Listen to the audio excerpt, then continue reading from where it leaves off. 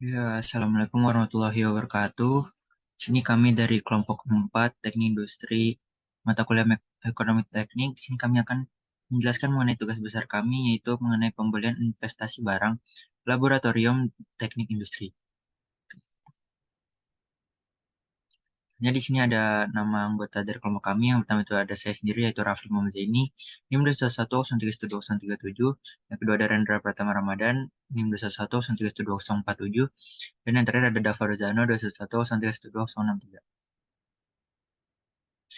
Oke, di sini ada justifikasi pemilihan barang. Jadi dalam upaya menanggapi tantangan yang dihadapi oleh para lulusan perguruan tinggi di era industri 4.0 yang terus berubah, penting bagi lembaga pendidikan yang menyelaraskan kurikulum dengan kebutuhan pasar yang berkembang pesat. Hal ini mendorong perlunya fasilitas laboratorium yang memadai untuk memperkaya pengalaman belajar mahasiswa. Salah satu langkah yang sesuai dengan kebutuhan tersebut adalah didirikannya laboratorium desain produk. Dalam konteks ini, pentingnya pemahaman teknologi dalam bidang seperti 3D printing tidak bisa diabaikan. Oleh karena itu, penyediaan berbagai perangkat praktikum menjadi krusial. Beberapa perangkat yang menjadi prioritas saat ini termasuk 3D printer, 3D scanner, dan laser CO2 di samping dan lain-lain. Di samping itu, integrasi perangkat penyimpanan data seperti CIJ, teknologi tampilan seperti monitor, ViewSonic, dan meningkatkan pengalaman visual melalui monitor Curves juga memberikan nilai tambah yang signifikan. Nah, penggunaan mesin 3D printing di laboratorium akan memberikan kesempatan bagi mahasiswa untuk tidak hanya meningkatkan pemahaman teknologi, tapi juga untuk mengasah keterampilan desain mereka. Selain itu, melalui pemanfaatan perangkat penyimpanan data seperti Seagate, mahasiswa dapat belajar tentang manajemen dan analisis data yang penting dalam konteks revolusi industri 4.0. Kemudian teknologi tampilan yang canggih seperti monitor, ViewSonic, dan monitor curve akan memperkaya pengalaman visual mahasiswa, memperluas cakrawala mereka dalam memahami desain produk, serta mendukung peningkatan literasi teknologi yang krusial di era saat ini. Dengan menyatukan semua fasilitas ini dalam laboratorium, mahasiswa dapat mengoptimalkan pembelajaran mereka, memperkuat keterampilan teknis dan desain, serta mengasah kemampuan berkomunikasi mereka dalam menghadapi tuntutan industri yang terus berkembang. Oke, selanjutnya di sini kita akan masuk ke identifikasi jenis barang laboratorium. Di sini kami mengambil 6 jenis barang laboratorium. Yang pertama ini ada 3D printer, yang kedua ini ada 3D scanner, dan yang ketiga ini ada laser CO2. Selanjutnya di sini ada SSD, kemudian duanya ada ViewSonic atau interactive display, dan yang terakhir ada desktop monitornya. Oke, yang pertama kita masuk ke 3D printer, di mana bisa dilihat di sini ada rincian biayanya. Bisa dilihat untuk kualifikasi personilnya pada insentif laboran dan penanggung jawab menghasilkan biaya langsung personil yaitu 3.200.000. Kemudian untuk biaya langsung non personilnya itu ada 84 juta dan biaya tidak langsung yaitu 6.720.000. Kemudian untuk simulasi harga proyeksi pendapatan itu ada dari target peserta 100 peserta dan 150 peserta. Oke, selanjutnya di sini ada perhitungan present worth return on investment dan cost benefit dari 3D printer tadi, yaitu bisa dilihat di sini kalau present worth-nya itu ada 157 juta 17.832. Kemudian untuk ROI-nya itu 64% dan cost benefit-nya itu 1,64. Selanjutnya di sini ada annual worth dan future worth. Di sini bisa dilihat annual worth-nya yang sebelah kiri dan juga future worth sebelah kanan.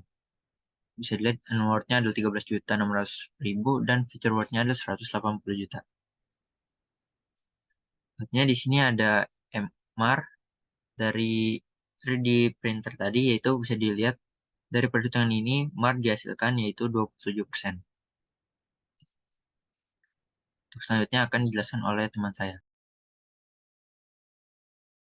Baik, selanjutnya untuk item 3D scanner, untuk rincian biaya barang laboratoriumnya bisa dilihat intensif laboran dan intensif penanggung jawab menghasilkan total biaya langsung personil sebesar Rp3.200.000.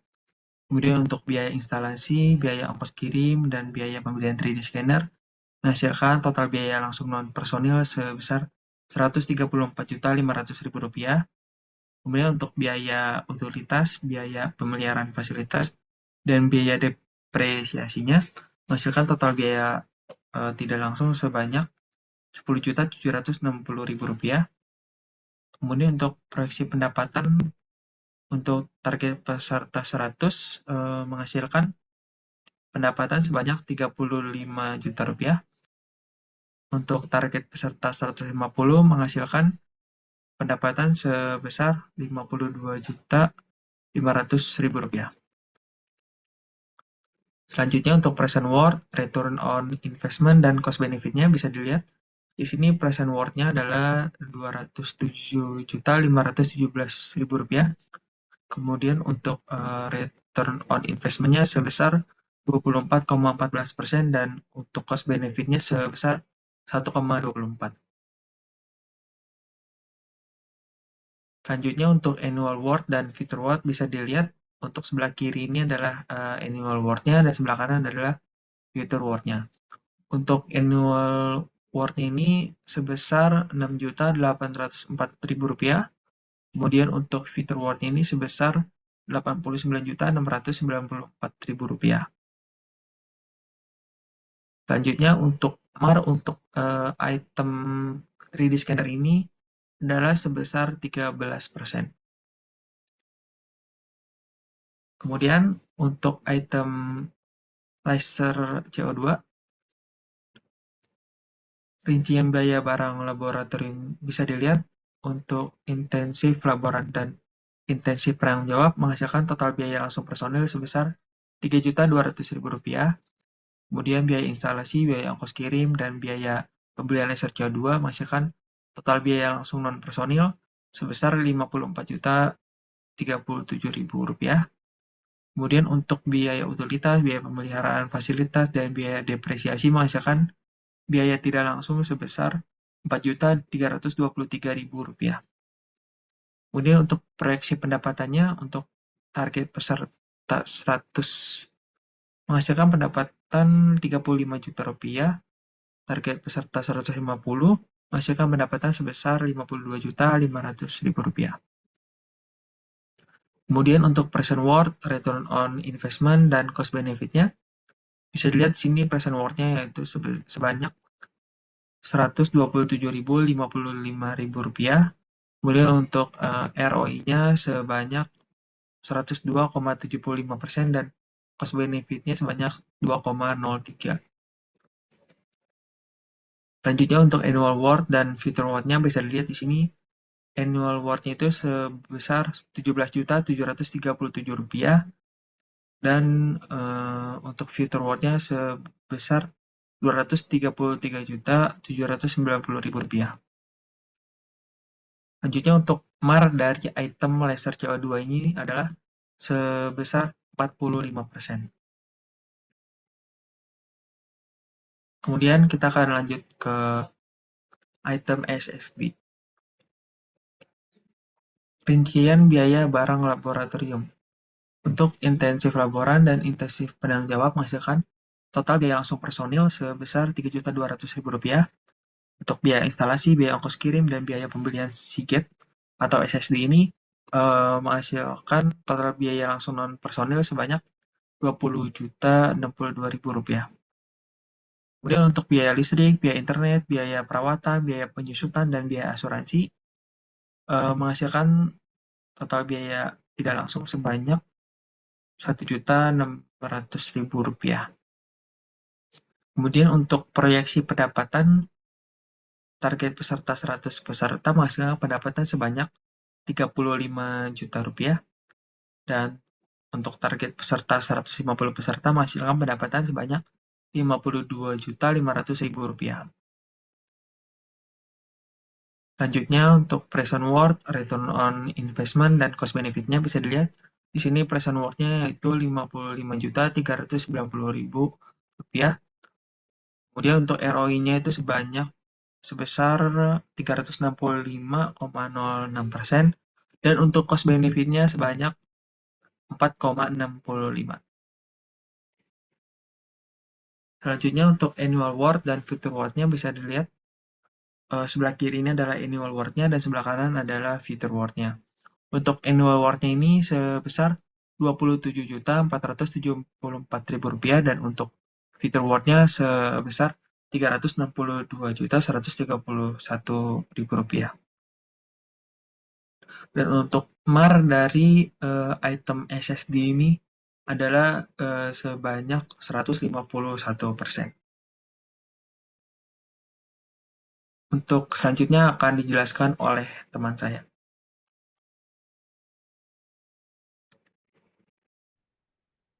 Selanjutnya adalah interactive display. Sebelumnya perkenalkan, nama saya Fergano, NIM 1 Oke, di sini adalah rincian biaya interaktif display yang dibagi untuk tiga bagian. Yang pertama ada biaya langsung personil, lalu biaya langsung non personil, dan yang ketiga ada biaya tidak langsung. Selanjutnya adalah nilai present worth, return on investment, dan cost benefit. Di sini dapat nilai present worth sebesar 31.082.539 yang artinya adalah hal tersebut menunjukkan bahwa investasi tersebut menghasilkan nilai sekarang dari lalu kas masuk yang lebih besar daripada nilai sekarang dari arus kas keluar. Hal ini berarti bahwa investasi tersebut baik untuk dilakukan. Selanjutnya ada nilai return on investment atau ROI sebesar 96,52% yang berarti investasi tersebut menghasilkan keuntungan yang lebih besar daripada biaya investasi yang dikeluarkan. Ini berarti bahwa investasi tersebut layak untuk dilakukan. Selanjutnya adalah cost benefit sebesar 1,97. Di sini terdapat keuntungan sebesar 97%, di mana nilai cost benefitnya ini di atas angka 1 yang berarti dikatakan layak untuk melakukan investasi. Selanjutnya ada nilai annual worth dan future worth. Ini nilai annual worth-nya sebesar 17.190.082 dan nilai future worth-nya sebesar 226.578.950. Lalu terakhir ada nilai MAR atau minimum atau rate of return. Di sini artinya adalah menunjukkan bahwa investor bersedia untuk menerima tingkat pengembalian minimum sebesar 32% dari investasinya. Hal ini berarti bahwa investasi tersebut layak untuk dilakukan jika menghasilkan tingkat pengembalian lebih besar dari 30%. Selanjutnya adalah monitor. Ini adalah rincian biayanya untuk monitor, sama seperti tadi. Di sini juga ada biaya langsung personil, biaya langsung non personil, dan biaya tidak langsung. Nah, nilai present worth-nya untuk monitor ini sebesar 80.217.000. Lalu untuk return on investment-nya sebesar minus 86,2%, yang artinya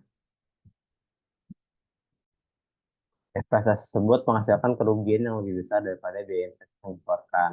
Hal ini berarti bahwa investasi ini tidak layak untuk dilakukan. Selanjutnya untuk cost benefit sebesar 0,14. Di sini di bawah angka 1 yang artinya investasi tersebut lebih kecil daripada biaya yang dikeluarkan. Ini berarti bahwa investasi tersebut tidak layak untuk dilakukan. Selanjutnya dari nilai annual worth dan future worth. Ini nilai annual worth sebesar 24.100.966 dan nilai future worth sebesar 317.609.902. Lalu yang terakhir ada minimal attractive rate of return atau tingkat pengembalian minimum. Jadi di sini MAR-nya sebesar 410%, menunjukkan bahwa investor bersedia untuk menerima tingkat pengembalian minimum sebesar 401% dari investasinya. Hal ini berarti bahwa investasi tersebut layak untuk dilakukan jika menghasilkan tingkat pengembalian lebih besar dari 401%. Sekian dan terima kasih dari kelompok 4. Semoga penjelasan kami dapat dimengerti. Kurang lebihnya mohon maaf. Wassalamualaikum warahmatullahi wabarakatuh.